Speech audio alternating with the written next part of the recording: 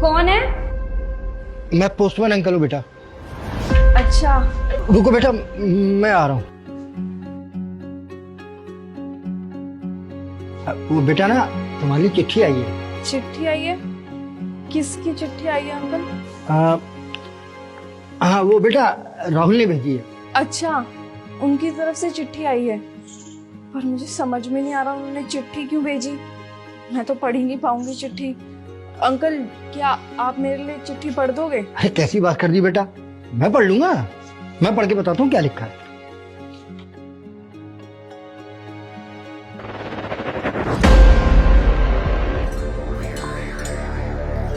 Uncle, क्या हुआ?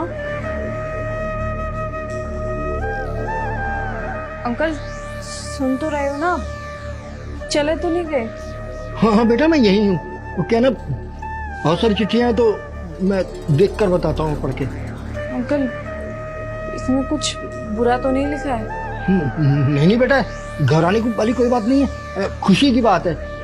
चिट्ठी में लिखा है कि जो राहुल है ना, वो लद्दाख में उनकी ड्यूटी लगी है, तो जैसे इनको छुट्टी मिलेगी जल्दी घर आ जाएंगे। और सबसे बड़ी खुशखबरी ये है कि उनको ना बहादुरी का सम्मान मिला है।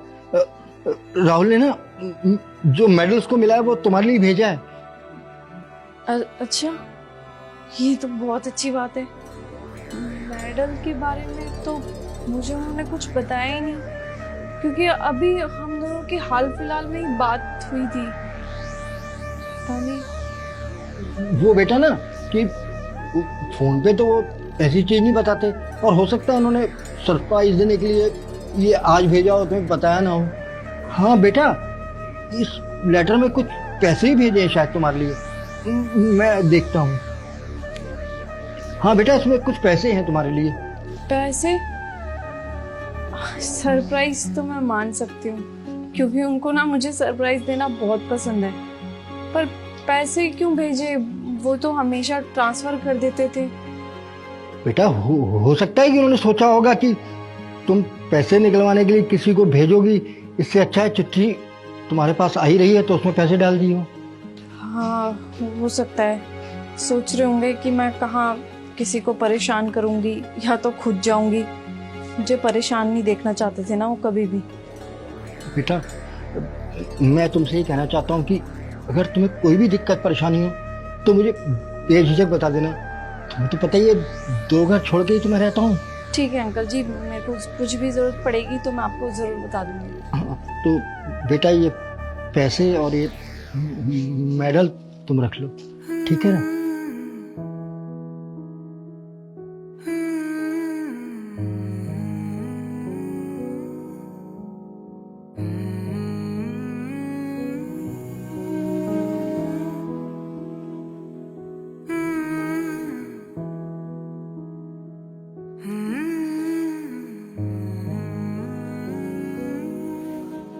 अच्छा बेटा, मैं चलता हूँ।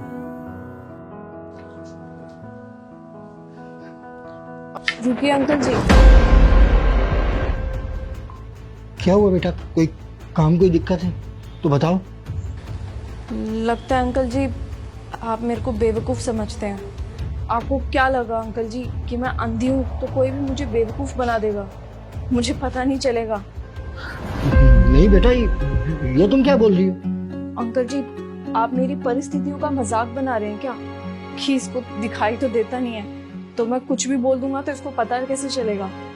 लगता है अंकल जी आप भूल गए हैं, मुझे दिखाई नहीं देता तो सुनाई तो अच्छी तरीके से देता है ना।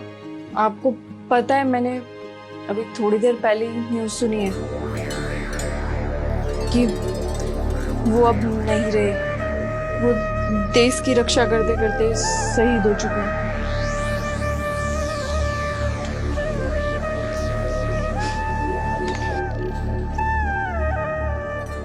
लेकिन अंकल जी, मुझे मेरे पति पे बहुत गर्व है और हम सभी को होना चाहिए, क्योंकि वो इस देश की रक्षा करते करते शहीद हुए हैं। बेटा मुझे माफ कर दो, चिट्ठी में जो मैंने पढ़ा वो बताने की, वो तुम्हें बताने की मेरी हिम्मत नहीं हुई, बस इसलिए झूठ बोलना पड़ा। क्योंकि अगर मैं तुम्हें बताया था तो शायद तुम सदमा बर्दाश्त नहीं कर पाती, इसलिए झूठ बोला। माफ कर दो बेटा मुझे। नहीं नहीं अंकल जी, आप माफी मत मांगिए। मैं समझ सकती हूँ कि आपने मेरे से झूठ क्यों बोला।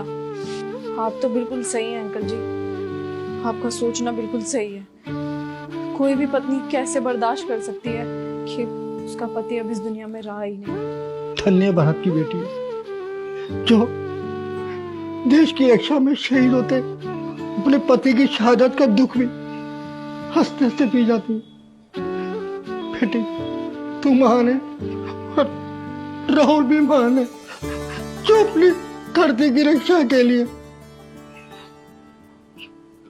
वीर गति को प्राप्त हो गया। और बेटा तुम्हें किसी भी चीज की जरूरत हो तुम मुझे जरूर बताना। तुम मेरी बेटी हो और बेटा तुम तो जानते हो इस दुनिया में मेरा कोई भी नहीं है, मैं अकेला हूं। तो मुझे अपना पिता समझना और किसी भी चीज की जरूरत हो तो मुझे जरूर बताना। मैं तुम्हारी एक आवाज पर आ जाऊंगा बेटा। जी अंकल जी, मुझे किसी चीज की भी जरूरत होगी तो मैं आपको जरूर बताऊंगी। ठीक।